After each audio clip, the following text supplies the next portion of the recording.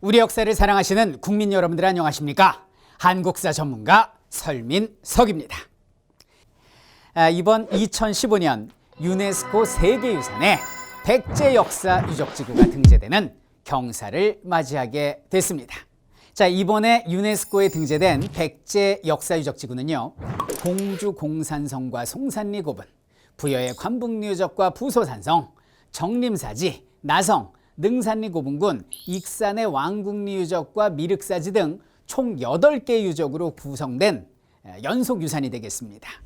우리가 살펴볼 이야기는요, 이번에 유네스코에 등재된 백제 역사 유적지구가 과연 어떤 곳인가 라는 것을 알아보고 그 안에 담겨 있는 소중한 우리 문화유산과 역사적 의미를 살펴보도록 하겠습니다.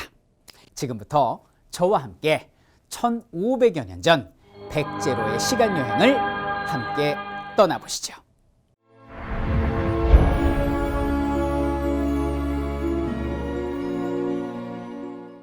여러분들도 아시다시피 백제는 BC 18년부터 660년, 서기 660년까지 700여 년간 존속했던 한반도의 한 나라입니다.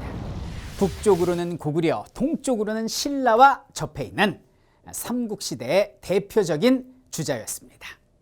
그런데 이 유네스코는 왜 잊혀진 왕국 백제에 관심을 가지게 되었을까요? 그리고 그 중에서도 공주, 부여, 익산 지역에 관심을 집중했던 것일까요? 그 비밀 지금부터 풀어드리도록 하겠습니다. 백제 역사는 수도의 위치에 따라서 한성시대, 웅진시대, 그리고 사비시대로 구분이 됩니다. 475년 고구려 장수왕의 침입으로 수도 한성을 포기하고 웅진, 오늘날 공주로 남하를 하게 되는데요. 이번에 유네스코에 등재된 백제 역사 유적지구는 웅진 사비시대를 중심으로 하고 있습니다. 본격적으로 유네스코에 등재된 지역으로 지금 한번 떠나보도록 하겠습니다.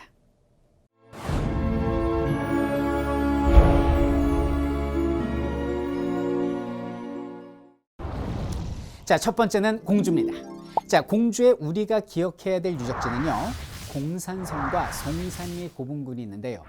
공산성은 보시다시피 가파른 산으로 둘러싸인 지형입니다. 이 북쪽은 금강이 딱 하고 막고 있어요. 그러니까 이건 완전 천연의 요새다라고 말할 수 있습니다. 방어력을 극대화한 방어용 상성이다라고 말씀드릴 수 있겠네요. 이 백제의 새로운 왕성인 공산성은 산성 안에 왕궁시설을 둔 독특한 사례로서 64년 동안 백제의 왕성 역할을 하게 됩니다. 발굴 조사를 통해서 이 공산성이 왕궁이었음을 증명하는 유물들이 확인됐습니다. 공주 지역은 백제 수도답게 많은 무덤이 형성이 되어 있습니다. 근데 일제강점기 때 거의 다 도굴이 됐어요. 근데 다행히도 1971년에 우연히 벽돌 무덤이 하나가 발굴되게 됩니다. 전혀 도굴되지 않은 그런 온전한 상태로 발굴되게 되죠.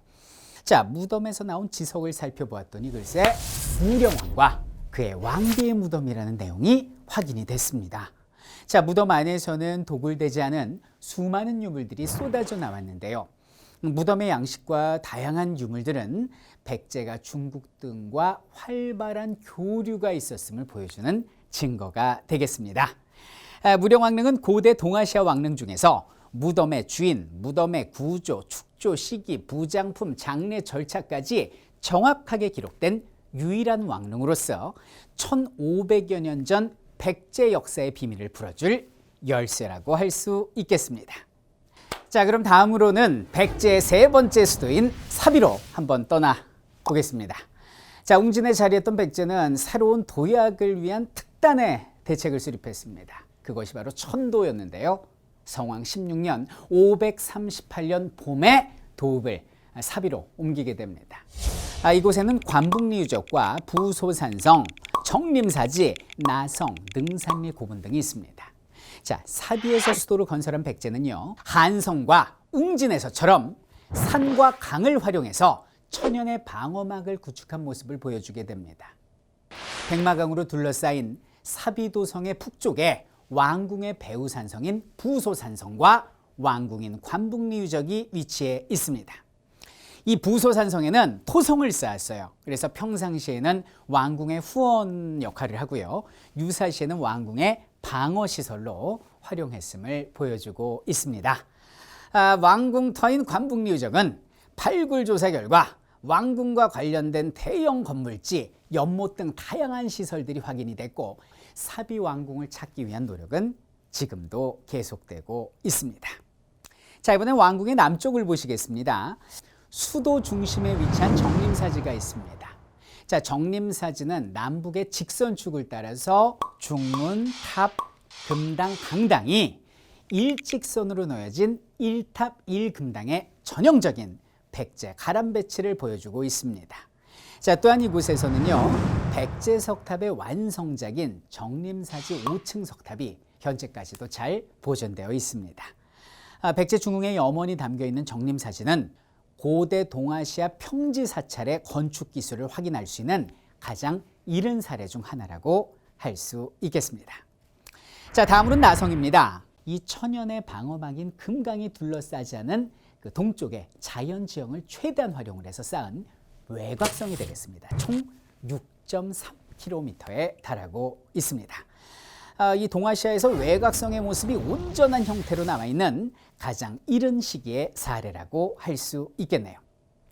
나성은 방어의 기능뿐만이 아니라 수도의 안과 밖을 구분해주는 상징적인 경계로도 작용하고 있습니다. 나성의 동북면을 보도록 하겠습니다. 이 상당히 인접해 있는 동북면에 인접해 있는 능산리 고분군이라고 들어보셨습니까? 이곳이 바로 백제의 왕릉입니다. 1993년 백제 금동대학로가 능산리 고분군 서쪽의 절토에서 567년 제작된 석제사리감과 함께 출토가 됐어요.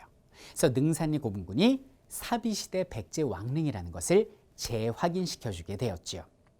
능산리 고분군은 이전 시기와 다르게 그 고분의 입지가 도성 밖으로 나가는 모습을 보여주고 있는데요. 동아시아 석실분의 최종 완성형으로 평가받고 있습니다. 다음으로는 익산입니다. 백제의 숨결이 살아 숨쉬고 있는 귀한 유적지가 됩니다. 대표적으로는 왕궁리 유적과 미륵사지가 있는데요. 왕궁리 유적은 사비 시기 어떤 그 수도의 기능을 보완하기 위해서 만들어진 왕궁 유적이 되겠습니다. 궁장 내부를 1대1로 분할을 했어요. 그래서 남측 공간은 정전, 왕궁 시설물, 북측 공간은 후원을 두는 형태고요. 후원의 발견은 동아시아의 왕궁 유적 중에서 후원이 확인된 가장 이른 시기의 사례라고 볼 수 있겠습니다. 국악조사 결과 왕궁리 유적에서는 독특한 정원시설, 공방제, 화장실, 배수시설 등이 확인이 됐습니다. 백제의 왕궁 구조와 공간 구획의 촉모를 보여주는 우리의 왕궁리 유적. 6에서 7세기 동아시아 왕궁의 내부 구조를 가장 잘 보여주는 유적으로 남아 있습니다. 마지막으로는 미륵사지입니다. 이 미륵사지는 동아시아 최대 규모의 사찰입니다. 미륵이 3번의 설법을 통해서 중생을 구제한다는 불교 경전의 내용에 따라서 3탑 3금당이라는 독특한 사찰 구조를 보여주고 있습니다. 현재는 동쪽에 있는 탑과 서쪽에 있었던 탑 중에 서탑만이 훼손된 상태로 남아있는데요. 조사 결과 높이가 거의 한 30m 정도에 육박하는 9층 탑이었을 것으로 밝혀졌습니다. 이 규모는 동아시아의 석탑 중에서 가장 규모가 크다라고 말할 수 있겠습니다. 서탑은 현재 복원 중이고요. 그 과정에서 이제 사리를 모신 그릇인 사리봉, 그리고 사리 봉영기가 발견이 되는데 639년 사리를 안치하면서 건립됐다는 것이 밝혀졌습니다. 이것은 미륵사가 백제 무왕시대에 창건했다는 것을 입증해줄 보기 드문 사례가 되겠습니다. 자, 지금까지 우리는 유네스코에 등재된 백제 역사 유적지구를 함께 살펴봤습니다. 어쩌면 알고 있었던, 아니면 전혀 몰랐던 우리 주변의 문화 유적들. 우리는 이들 유적을 어쩌면 잊고 살지 않았을까요? 자, 우리가 위대하다라고 말하는 세계 많은 역사 유적지가 있죠.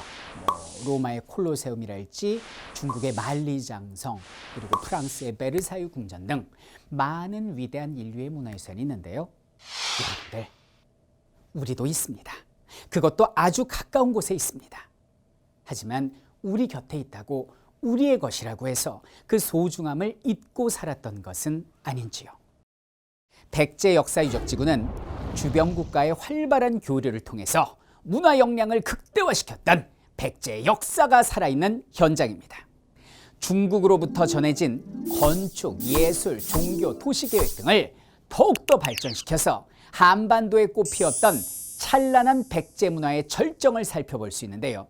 세계사적으로도 동아시아 문화 형성 과정에서 가장 중요한 역할을 했던 백제인들의 역할을 확인할 수 있는 현장, 그것이 바로 백제 역사유적지구인 것입니다. 이번 유네스코 세계유산 등재라는 경사를 맞이해서 그동안 잊고 살았던 잊혀진 나라 백제를 다시 한번 기억해보고 백제인들의 숨결이 살아있는 유적의 가치를 다시 한번 살펴보는 그런 소중한 기회가 되었으면 합니다. 이상은 한국사 전문가 설민석이었습니다.